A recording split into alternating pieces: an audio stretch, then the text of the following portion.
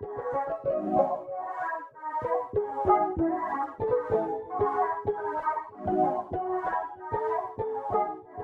everybody, what's going on? Today we are playing Deep Vents, and it looks very interesting, and I'm excited to get to play another game with Sarah. So, can you tell us a little bit about it? Sure. So Deep Vents is a tile drafting and placement game where we are creating an ecosystem deep, deep underwater. And so we are attempting to draft tiles that will provide different resources or abilities for our ecosystem to use. And we can use the tiles to create resources or to attack our opponents. And the game is over either when every player but one has been eliminated or after 8 rounds. And if more than one player makes it through 8 rounds, then we just add up points, and whoever has the most points wins. So it like I said, it's tile drafting and placement. So we have this row of tiles that we can draft from. The leftmost one is free, so I could just take that one if I wanted to. If I wanted, let's say if I wanted the third one, I would have to take some of this resource here, which is like the money system in the game, and I would have to pay. Similar to like Century Spice Road, if you're familiar with that one. So I'd have to pay, and then I could take this one and add it to my ecosystem. Okay. After you've drafted a tile, you add it to your ecosystem, and then you can trigger different effects that each of your tiles do. And you have to trigger in a really particular way. You kind of have to do it like in a English book form where you read from like left to right and top to bottom. So I would start here with this one here, and I would trigger this first, and then I would trigger anything here on this next line from left to right, and then we go to the next line, left to right, same thing, and we go all the way down. And you can trigger every tile as much as you want to, as long as you can afford to continue to trigger it.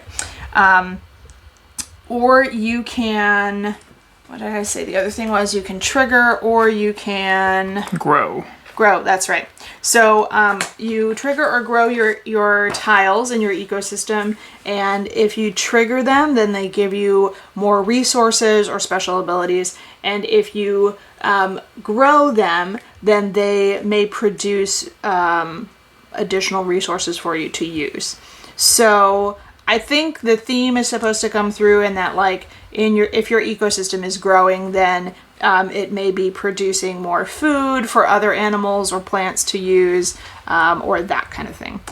So it's going to be interesting. There's a whole section in the rule book for everything that the different, like all the different abilities or things that will happen if you trigger different tiles in your ecosystem. So lots of different things going on here, probably, it seems like.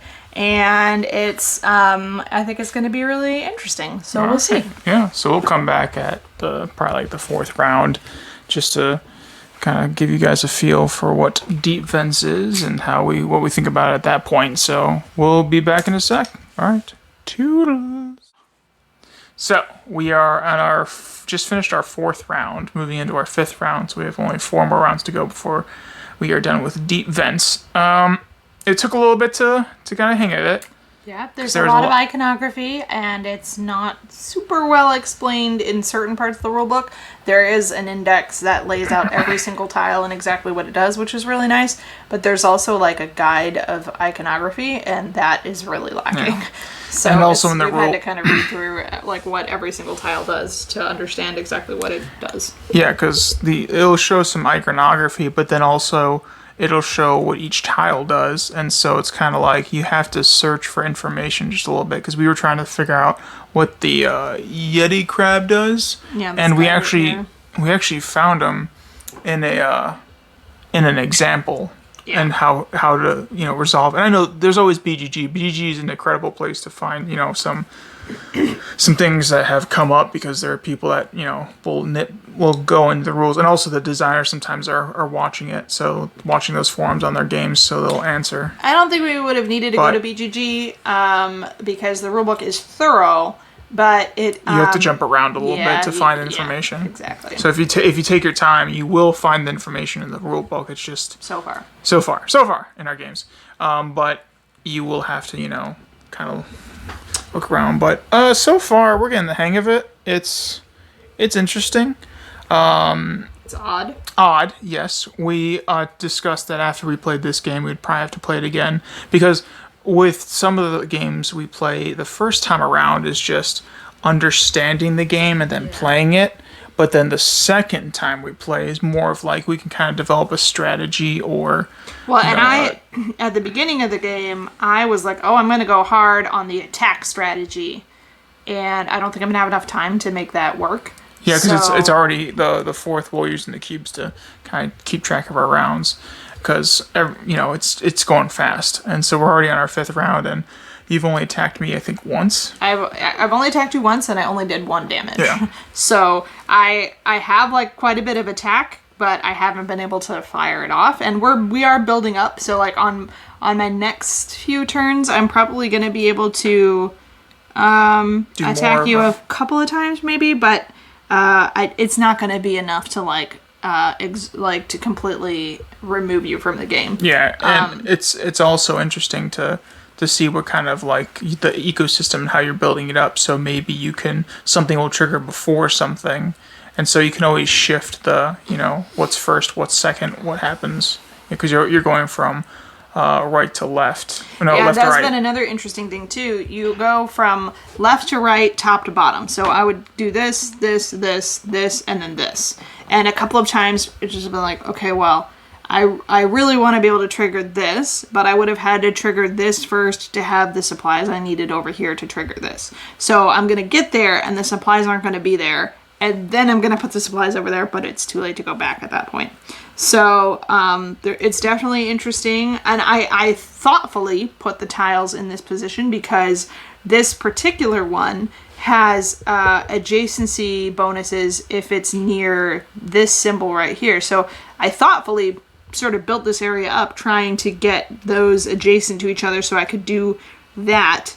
But then later I realized to actually get the tokens or the cubes over here that I need to be able to attack, I've got things in kind of the wrong spot. So yeah, it's interesting. We'll see what happens. So we'll come back to you guys after we are done, after we finish, and we'll see who wins and who is the loser. But then we'll have to play another game to see who really probably has got more handle on the game. But yeah, toodles. So, how did it go? Not well for me. I lost severely. But it's pretty interesting. I mean, it was our first. It's our first game, and so it's pretty. It is interesting. It's very. I like the engine that you build, and that if you build. I mean, you were attacking me like no one's business every other turn. Did not matter. I think you maybe focused too much on attacking. I didn't. I mean, it was our first game, and I thought that was like what you were supposed to do. Yeah, I thought you were supposed to like attack until you like push someone out. That reminds me of our game in Wasteland Express. I was trying to always attack, Yeah. but then you were just racking up points, and then at the end of the game, you were just stomping my face in. And I had like a nice little system going, but I did have to move things around quite a bit to actually make it work. Like I have this one right here. My Gulper Eel, he would let me move all of the purple cubes on any adjacent tile into his tile if I wanted to. And then I could use him to also push them into the giant squid. But the thing is, that was two turns, essentially, to get anything over here onto the giant squid. And it took 3 items over here to be able to get him to fire. So having to constantly like push everything that way to try to get him to work was effective, but not effective enough. So on my end, it's funny. Sarah mentioned this after the game. Our formations are mirrored each other. Yeah, we didn't even try. But like I had the glowing Medusa, and it would get me get me a cube for each cube on Sarah's tiles that equaled the number of players. So if she had 2 cubes on 4 of her squares, then I'd get 4 cubes for just that one. Sometimes that works, sometimes it didn't, but sometimes, like in the last round, I think, or second to last round, it got me about 6. So it was a very strong piece, but like I said, it's only a piece to the puzzle.